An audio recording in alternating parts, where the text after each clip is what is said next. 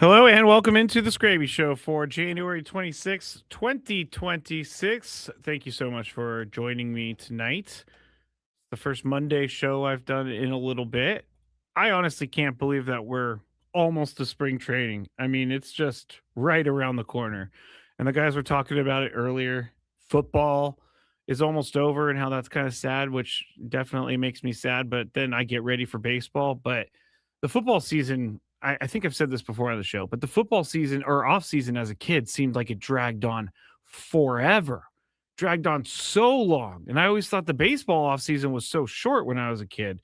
Now I feel like the baseball off season isn't that short and the NFL off season is really short. But that's probably because I'm doing all this baseball stuff now during the summer, but we are almost there.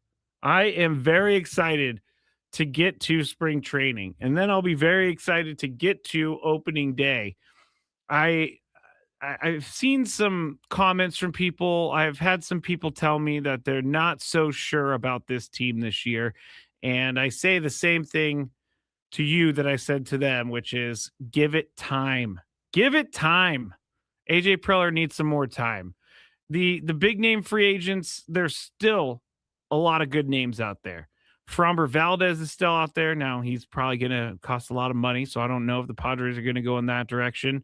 But they do have time to make this team ready for the 2026 season. And I fully believe that AJ will be able to get it done, and he'll be able to get it done like he has the last couple of years. So I have no qualms about how the roster is right now. I'm going to keep saying that because I said once the offseason started after the Padres lost to the Cubs, I said I was not going to panic because AJ can do some business, do his business during spring training. But there are questions, as we know, about the team. We'll go over those as we go along during the week. But tonight I wanted to talk a little bit about the Darvish situation, which is very, very strange to me.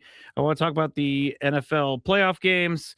And also at the end of the show, I have a daily gripe that I saw yesterday that I immediately, so if I see something, I just want everybody to know. I immediately, if I'm in an area where I can type on my phone, I immediately go to our document or my document and I put in the daily gripe what it is. And I couldn't believe what I saw yesterday.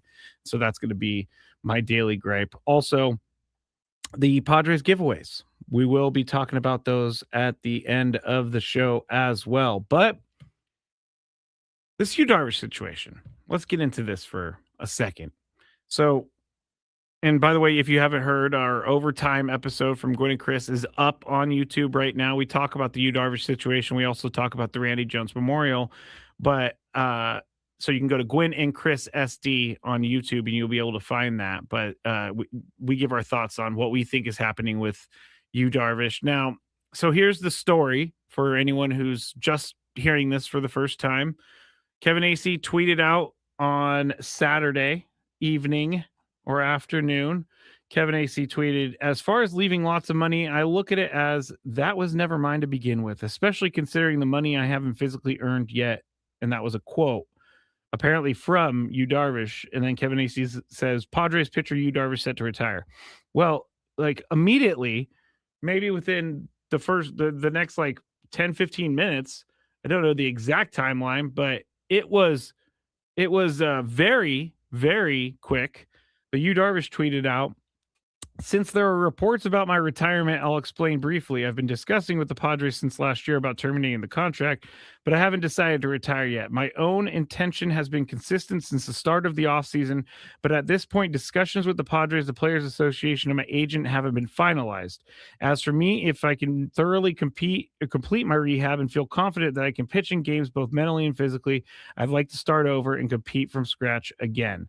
As for this year, I plan to go to Petco Park for rehab as well and also attend a bit of spring training. So obviously, there was some sort of disconnect but from the news that Kevin Acee got and what the actual story was. And we said this earlier. I know people have their thoughts about Kevin Acee, But I also know that Kevin Acee is not going to just go out there and put this out there without proof or whatever, without some sort of confirmation that this is, there is an indication that this is how it's going to go down. So my conspiracy on this is that Darvish has been contemplating retirement, and he is a guy who keeps himself in really good shape. He has money on the books for the next couple years. He would like to possibly pitch for that money, but if he can't, he's going to retire. So what I think happened here was Darvish and the Padres, and this is just pure speculation on my part. Darvish and the Padres, they were trying to come up with some sort of settlement as to how they were going to handle the rest of Darvish's contract. And those things just have not been finalized yet, as Darvish said in his tweet. So do I think that Darvish is going to pitch again? Probably not. He has a full year ahead of him of rehab from the Tommy John surgery. So, and he's going to be, I believe he's going to be 40. I don't know that we're going to see Darvish pitch again, at least in a Padres uniform, but I don't know that we're going to see him pitch again soon. So that's my thought, is that there's some sort of clerical stuff that's going on that hasn't been figured out yet. But it was quite the turnaround on Saturday, because I originally saw the Kevin Acee tweet and I was like, man, Darvish truly is a good dude. And I'm not saying that he's not a good dude, but I was like, Darvish is truly a good dude. He is giving back the money that he's owed so that he can retire. Wow, this is crazy. Well, then 20 minutes or whatever comes out, Darvish says it's not happening. So that's why I think there's some sort of not fighting or anything like that, just some sort of negotiation that's going on for some sort of settlement.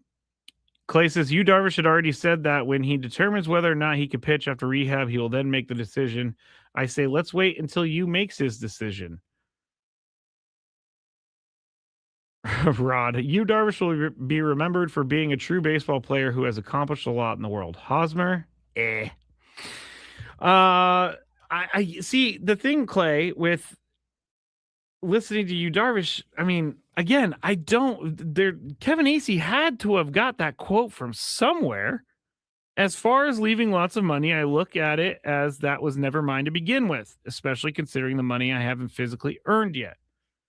That I just don't see that quote being made up. I just don't see it. So there's more to the story. I don't think it's like it's nefarious or anything like that. I just think that there needs to be some more things ironed out about Darvish. But I just hope that this doesn't all get messy and dirty and gross and all that stuff. Darvish, during his time here was really good to the team, really good to the fans. So I don't really need Darvish to have a sour exit from the major leagues. Now, the other thing that I want to talk about here was Randy Jones's memorial. Now, I wasn't able to make it to Randy Jones's memorial. I had some things going on, and I saw a bunch of pictures. I saw some videos. I saw a bunch of different things from the Randy Jones memorial, and I'm happy that people showed up for Randy, and I'm happy that people remembered Randy in the way that he would want to be remembered, because Randy Jones, as you guys have heard, I don't know if I said it in this hour before, but Randy Jones was someone who really helped me in my early part of this baseball radio career. No matter what level I've been at in radio, Randy always treated me like I was one of the best radio hosts in the world. And that's just what he did. And I got to spend some time with Randy at games and all of that.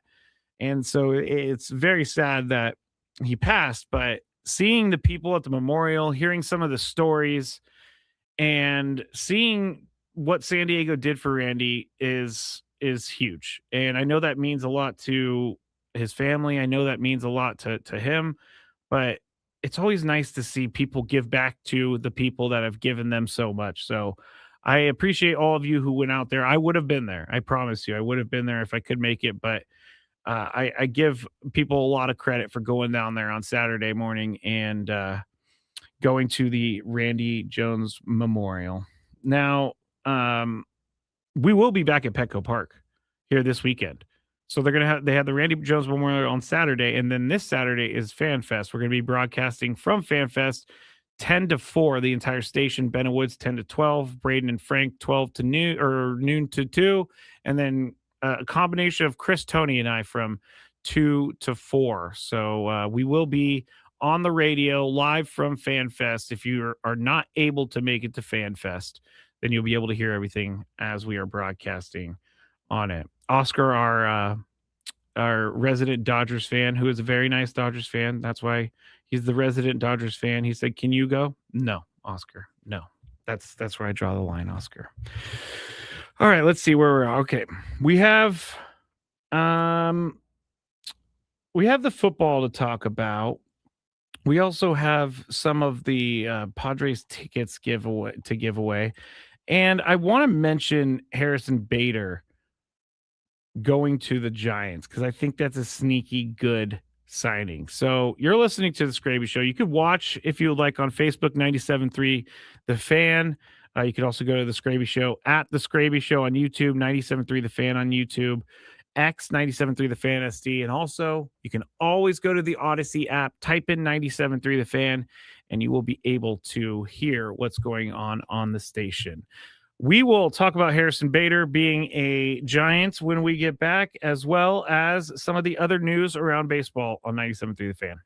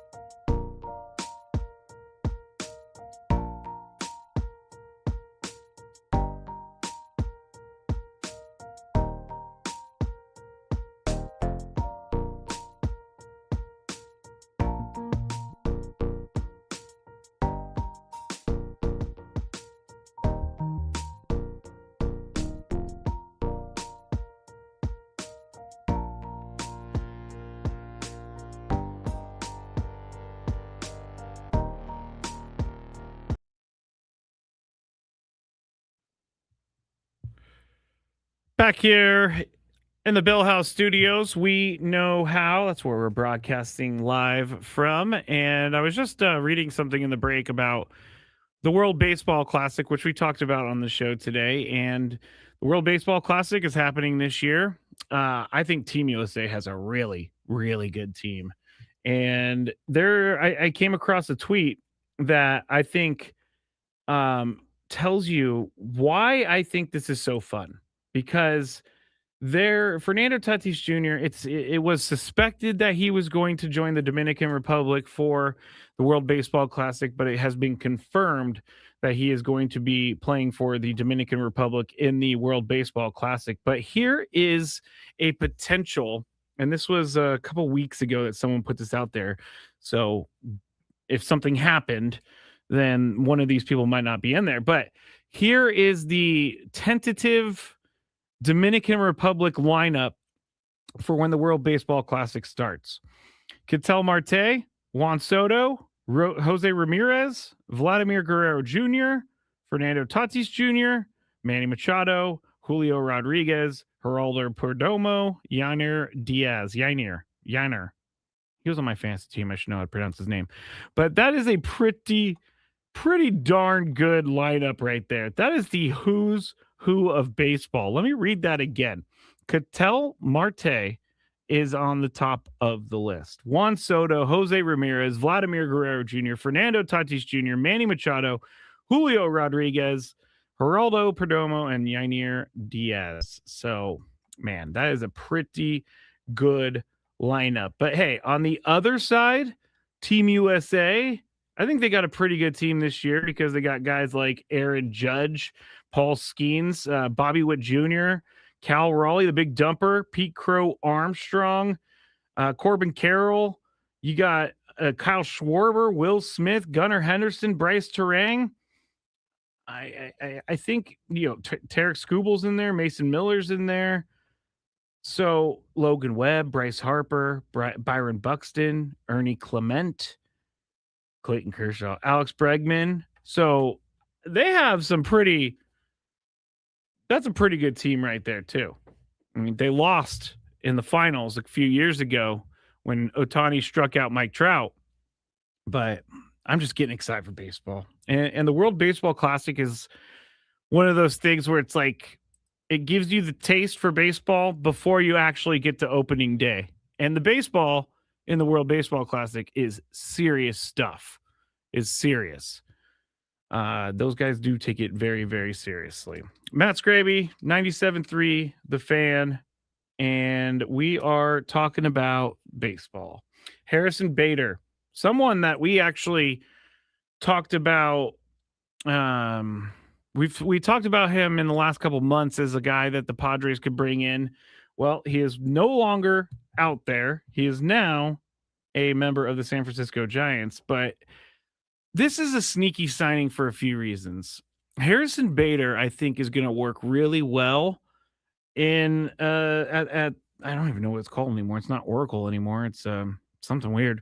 But where the Giants play in San Francisco, Harrison Bader is going to be able to use the size of that outfield to his advantage because he is extremely, extremely fast. And he only stole 11 bases last year, but he wasn't necessarily an everyday player. He hit 277 last season, 54 RBIs, 17 home runs. He had a OPS of 796. So this is a very sneaky good signing by the Giants. And Jung-Ho Lee, who is up there right now, and he's the center fielder for the team. It looks like he might be moving elsewhere in the outfield or somewhere else on the field because Harrison Bader will probably take over at center so that he can patrol center field, as Tony says all the time. But Harrison Bader, I'll go back to the ballpark thing. If Harrison Bader gets something in the gap in the triples alley, I wouldn't be surprised if he has a inside the park home run the next couple seasons when he's with the Giants. Hey, there have been. He's one of those guys where if he just gets one to roll all the way to the fence, I think he comes around and he scores. So the guys were talking about how it's a different outfield to play defensively, which it's a very different outfield defensively than when he was with the Twins and the Phillies last year. Phillies have a smaller outfield, and San Francisco could get cold and windy in the summer. So there's going to be a little bit of a difference in the defensive play for Harrison Bader, but I think his offense matches up really, really well with where he's playing. So I'm not a fan of that signing, mainly because I think it's a good signing. And he, you know what I should do is I should look up how much that. Oh, 2 years, $20.5 million, so about $10 million each year, just over that. I see. Those are the signings I think. When I think about the Padres, I'm like, those are signings I think that can happen. A $10 million 2-year contract, I think, or a $20 million 2-year contract, I think can happen. They didn't necessarily need Harrison Bader, the Padres, because they have an outfield ready to go, but it wouldn't have been a terrible addition. I guess it's one of those things, though. If you bring him in, is he going to be more of a bench guy? Because I don't think that he's a bench guy at this point in his career. I think that he is a mostly everyday player. And so you would have to figure out where to put him in the lineup. And there are some other places that the Padres need to take care of first, like first base. And they need to take care of that before they go and get another outfielder. But Harrison Bader, going to be seeing him a lot here in San Diego over the next couple years. Yay! What else did we have from today? We had, you know what? Let's go into the NFL weekend, because I think that was a true weekend of NFL championship football. You had the hard-fought game in Denver with some weather in it. A blizzard rolled in at the end. You had a high-scoring shootout of sorts in Seattle. You had a Denver, you didn't have a full Broncos team, but they kept it as close, and there was good football and bad football, but the weather made the game really fun. The Broncos are probably, and Sean Payton is probably going to be thinking about going for it on fourth down early in the game, for a while, because you got to take the points there. Yes, you can go up 14-0 in a playoff game. That's great.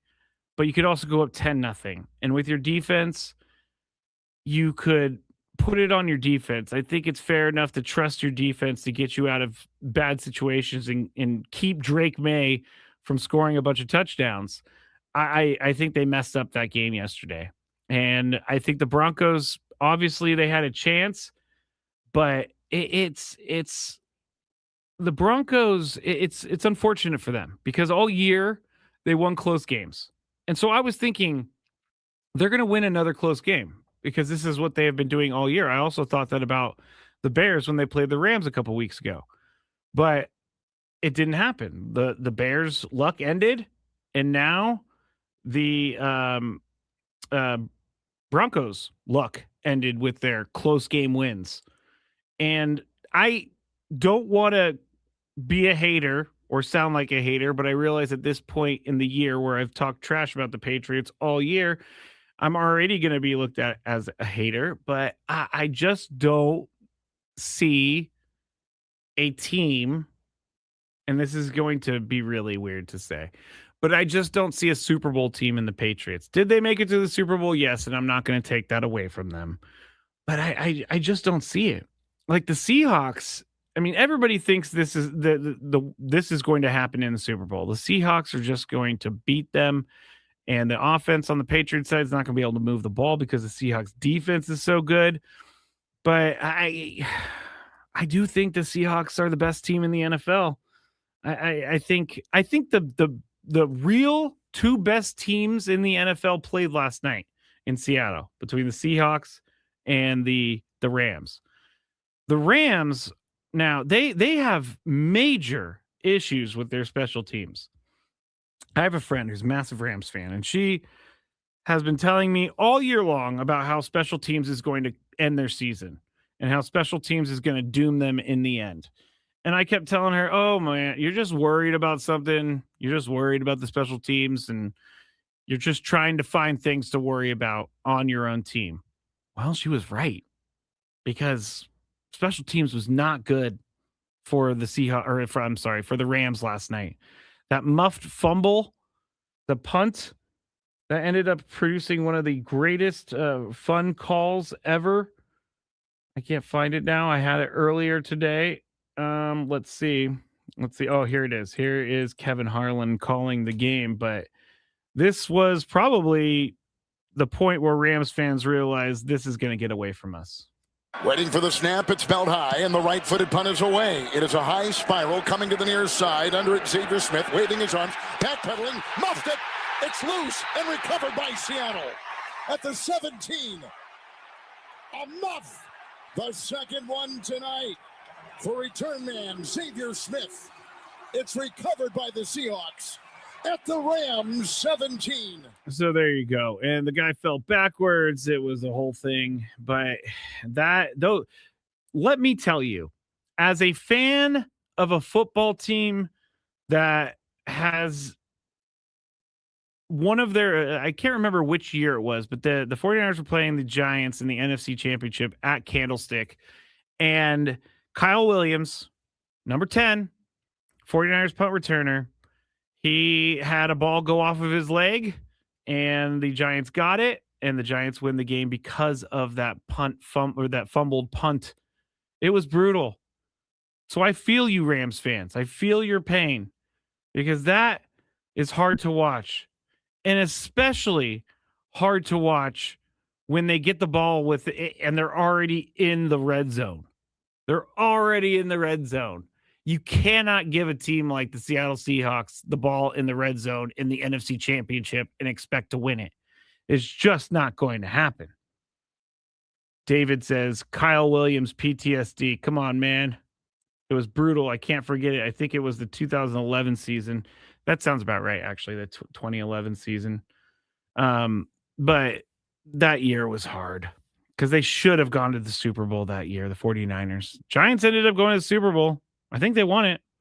So I guess the 49ers ended up playing the team that won it all. But seeing your team, I think maybe like a muffed punt or one of those where, like Kyle Williams, where the ball bounced and it bounced towards him instead of getting away from the ball, it grazed his leg and then the Giants got the ball. That's a pretty hard way for your season to end. That is a pretty difficult way for your season to end. And right after that, Sean McVay put Kyron Williams back to receive punts. And after the first time the guy bobbled the first punt he had, I don't know that I would have thrown him out there for a second one. And I feel bad for the guy because he's probably going through it today, but you got to catch that. You got to. I think returning punts are some of the hardest things, is one of the hardest things to do in sports. Think about standing there waiting for the ball to get to you while all of these extremely large human beings are running full speed at you. I know you could do the fair catch thing and you don't get smashed. Sometimes you do get smashed, but I don't lose any sleep over never returning a punt in my life. That just sounds like no fun. No fun, especially at the NFL level. And it's things like that we take for granted. How many times do we see a player fair catch and just catch the ball and nothing seems to come from it? You know, there's no fumble or anything like that. But when you see a fumble, it always is a big deal. But you would think that you would see more of those fumbles. You don't. So punt returners are very good in the NFL. And we just kind of, it's kind of like a Manny throw to first. Once he gets it in his glove, you know it's going to be right there in time for the out. But then when he does have one of those weird throws where he, doesn't get the guy out or he throws it over the first baseman's head, you're like, man, where did that come from? You just expect for it to be an out every single time. And then when one time it doesn't, there is no out, you're kind of just left there scratching your head like, wow, huh? What the heck? That was weird. I thought he was going to get an out on that. But yeah, I think you know where I am going with that. The Super Bowl, Patriots, and the Seahawks. I can't believe I'm saying this, but I'm going to cheer for the Seahawks in the Super Bowl. I think it's much better to have a team from your division to win the Super Bowl than a team that's in the separate conference for the Super Bowl. Oh, someone wrote on the chat, "Hey Matt, I'm just happy no LA team is going to the Super Bowl. Can you imagine if LA wins both the World Series and Super Bowl? I was so rooting for the Seahawks. Now I don't care who wins the Super Bowl." That's a great point that I didn't even think of. I actually didn't even think once if there was a Dodgers and a Rams Super Bowl in the same year. You're right. I would never, never want that to happen. That would have been terrible. Thank goodness I didn't think about it beforehand, because I would have just worried about it beforehand. And I guess going into the Super Bowl knowing or not caring about it is a good way to watch it, because you could just watch for entertainment value. Trevor, and then we'll go to break. I'd rather take my chances in the batter's box. Punt returning requires a death wish. Very good point, Trevor. All right, when we get back, we still have, I want to talk about MLB The Show real quick. We still have the Daily Gripe, and then we also have the Padres giveaways. Not sure if I'm going to get to that, but we'll try to do that. This is the Skraby Show, 97.3 The Fan.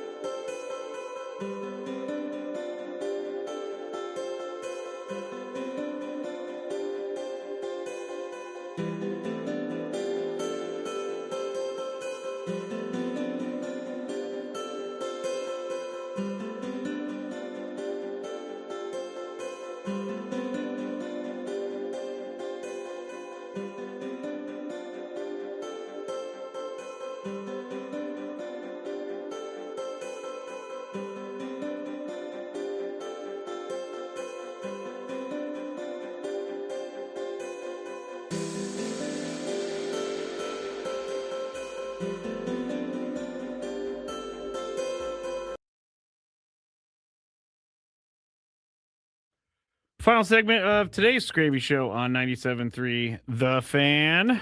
I'm Matt Skraby. You can follow me on social media at Matt Skraby, MattsKraby as in boy Y, or you can go to 97.3 The Fan SD on Twitter. You can also go to my YouTube, The Skraby Show, and 97.3 The Fan on YouTube, plus the Odyssey app. Gator Padre, very good listener to the show. Gator Padre put this in the YouTube chat on the Skraby Show chat. And Matt is the best name ever, Gator Padre. He's also a Matt. But they chatted this, and I wanted to mention it real quick. I think this hotel I am in won't let the AC go below 74, and that infuriates me. I am with you, Gator Padre. I am with you. This is infuriating because I don't know about everybody else out there. I know a lot of people who like to, when they get to a hotel room, try and make it as cold as possible. I'm a guy who tries to get his room to like 65 degrees. But I was over the summer, I think it was around July 4th. I stayed in a hotel. It was very hot outside. When I got into my room, the room was on the sun setting side. So when we got into the room, it was so hot. So we tried to put the air conditioning on. It didn't work. The air conditioning was not cooling down the room at all. So you know what I did? I went downstairs and asked about a new air conditioning unit. And they said, everybody is booked up. We're sorry. Close your curtains. I'm like, the curtains were closed. It's about 90 degrees in that room.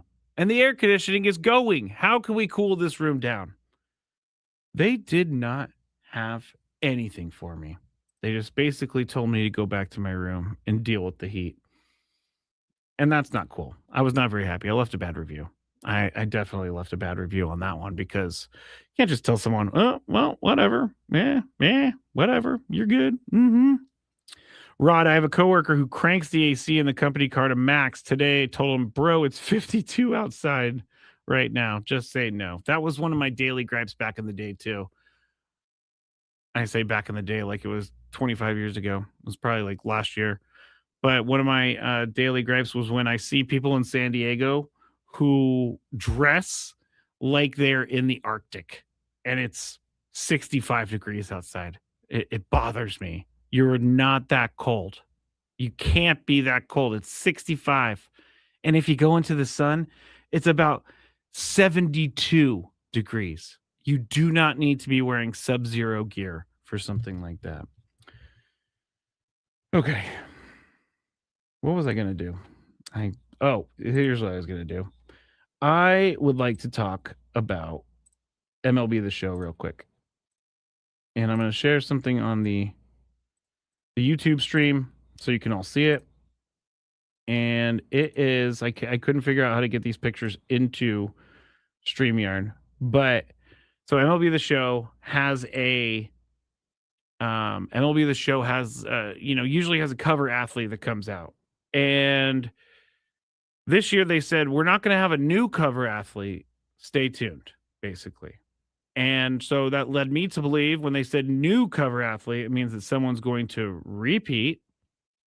And I went through some of the guys that are on the list. I'm not sure. There's no Shohei Ohtani. So, I mean, if Shohei Ohtani was the cover athlete, I would get it. I have a feeling it's going to be the entire Dodgers team photo from last year. That's a joke. It wasn't very funny because no one's in here. But anyway, I came across these covers that people mocked up. And some of these graphic artists are really, really, really good. And I thought they were hilarious because next year they said the cover athlete for the game MLB The Lockout is going to be they have a picture of a bunch of owners throwing money in the air. They also have a picture of a baseball stadium with a gate that says closed and it has a lock on the gate. So everybody's already preparing next year. MLB The Lockout is you need to go see these. You can just go type in MLB The Lockout or something. I'm sure these will come up. But these are very good covers that I thought were hilarious. And if you if you want to go see this, you can come to the YouTube after the fact, and it's about 48 minutes in. But those are some good. Those are some good covers right there. It's gonna be sad if we do have a lockout next year, so I'm just not gonna think about it until that happens. I can't think about it until that happens. Let's see. Let's go back to the chat. Oh, Cat Loves Baseball says, I think they're going to use Shohei's dog as the cover photo. That makes sense. Because who doesn't love Decoy, the dog? Katrina says maybe a 20th anniversary all-team cover. I mean, that could probably be it, but I'm not sure who's been on the covers past 2020. I think Carlos Zambrano was the 2020 cover. I could be wrong about that. Clay says, Skraby, it's +2 back home with a wind chill of -16. Lots of snow. I believe in San Diego cold, but of course, when we contrast with the Midwest, it is not cold. You're absolutely right there, Clay. When I lived in San Francisco, there were times where I would walk down the street and I would be more cold than I've ever been in my entire life. And might be dramatic, but San Francisco is bone-chilling cold, even in the summer. But I do remember going to the Super Bowl when they were in Minnesota, when the Eagles beat the Patriots. Nick Foles beat the Patriots. And it was so cold in Minnesota, like I barely went outside. You don't understand what it's like to be in 0 degrees until you're in 0 degrees. It is so much colder than you think it is. And it doesn't matter how many layers you're wearing. If there's a little bit of a wind chill or a lot of bit of a wind chill, is going right through you. That's why they call it bone chilling cold, because it all just goes right through you and it chills you to the core. Cat Loves Baseball says, I don't miss living in Kansas City this time of year. I think it was -5 last night. Yeah, there was a guy in my fantasy baseball league who lives in Kansas City, and he texted us a picture of what it looks like and how cold it is, and it does not look fun. Katrina says, I did my time in the cold and choose to no longer live where the weather hurts my face.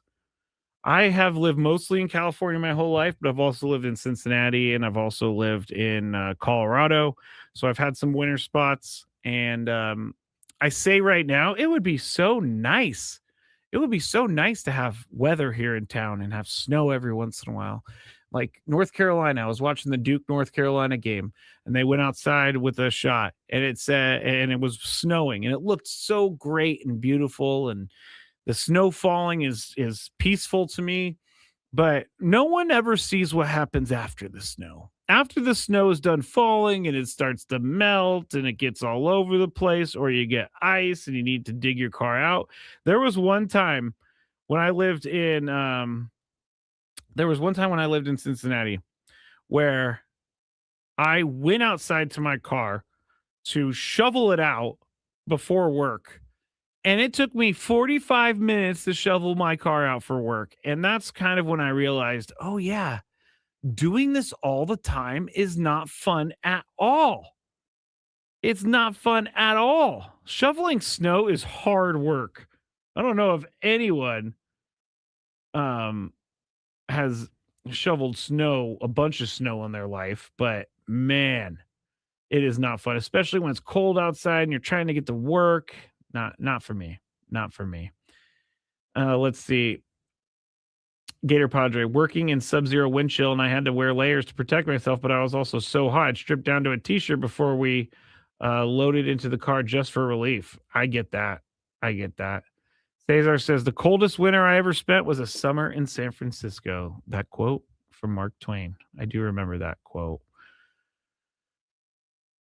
Trevor said, I'd be dead if I was still shoveling snow in Buffalo. Oh, Dominic is from Baltimore. He knows all about it, all about the snow. He's aware. He's one of our resident chat members. But yeah. All right. I'm not going to get into the giveaways because we've already talked about those. You can go to padres.com/ tickets/giveaways if you want to see them. There's some really good bobbleheads. Mason Miller has a bobblehead. Manny Machado has a bobblehead. They got some scarves. They got a what is it called? A waffle beanie. They have Fernando Tatis Jr. New City Connect bobblehead that no one knows what it is supposed to look like because we don't know what the City Connect looks like. So the giveaways are strong. The giveaways are very strong this year. But I just wanted to, before we get to the end of the show, I didn't want to start the show this way, but as we did start Gwen and Chris, I mean, I can't ignore the fact that there's a lot going on right now outside of the sports world. So I just want to say that I hope people can figure out how to go forward and how to make things better. It seems like right now there's just a lot of stuff happening. There's a lot of stuff happening all over the world. And so if you feel overwhelmed by things, don't worry about it because a lot of people are overwhelmed and I am overwhelmed as well. It's been, tough to see some of the things that are happening in the country that we've never really seen before. At least I haven't seen before since I've been alive.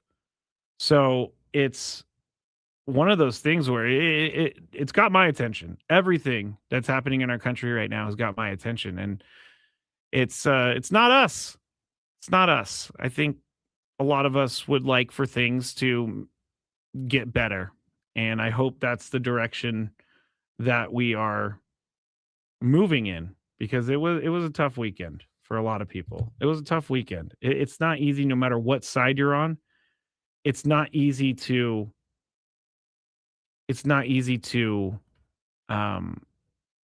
handle this stuff no matter what side you're on.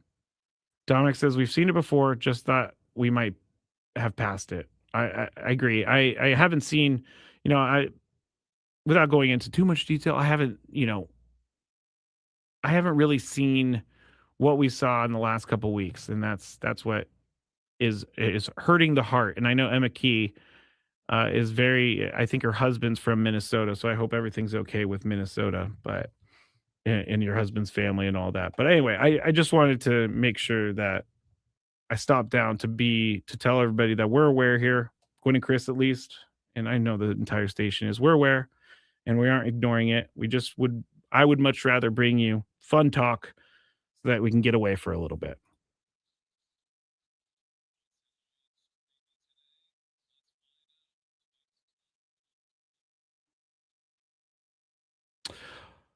All right, Daily Gripe. Here is the one that I said I was going to.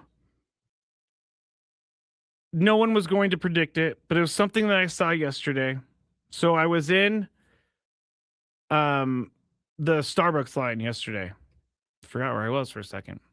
I was in the Starbucks line yesterday, and I was behind this guy. And, Starbucks can take a little bit sometimes. So I'm sitting there. I'm like, what is going on? What is going on? So they finally get his order. Of course, it was like four drinks. So he had to pass it through the window. Here is the Daily Gripe. This person, I've never seen this before, took trash from their car and handed it through the window to the person. And I could hear them ask, can you please throw this away? And the person's like, what do I do? What do I do? Because I'm not taking your trash from the car. And so the guy stuck it through the window. He stuck it through the window and he left it there. And then guess what? I watched this. Well, I mean, he could have tipped on his card. I didn't see a tip. But this dude left trash on a drive-through window, apparently because he didn't want to throw it away elsewhere. That really bothered me. Because I felt bad for the barista. All right, that's it for the Skraby Show. Talk to you all tomorrow. 97.3 The Fan.